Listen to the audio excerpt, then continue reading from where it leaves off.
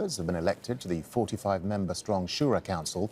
The rest will be appointed by the country's emir. No women were elected to the council, despite 27 candidates running in the polls. Voter turnout was 63.5%. Jamal ElShayyal reports from Doha. For the first time in their lives, Qataris have chosen who will represent them when it comes to drafting the country's laws and monitoring the government's performance.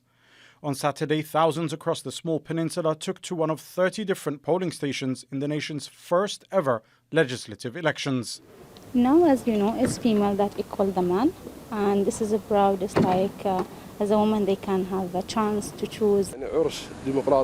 For us, this is a democratic ceremony that's new and modern for Qatar, and everyone is participating in this council. That's important for the citizen and the state. Until now, the Shura Council has been an advisory body appointed solely by the Emir, with limited powers.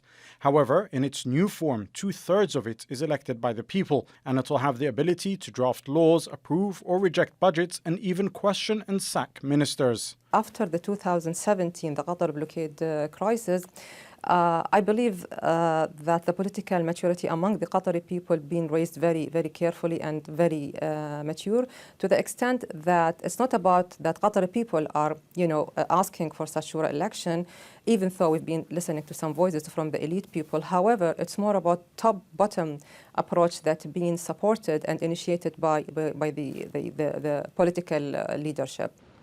Unlike other countries in the region that have witnessed mass protests and uprisings demanding a change in governance, the move towards greater representation in Qatar has been driven by the leadership. Despite this top-down drive to a more inclusive political system, the turnout in Saturday's polls indicate that many in Qatar are in favor of having a greater say. With no political parties in the Gulf states, the new legislators are expected to come under greater individual scrutiny. Issues such as labor law reforms, economic policy, and who gets to take part in future elections will be some of the defining topics for when the Shura Council gets to work.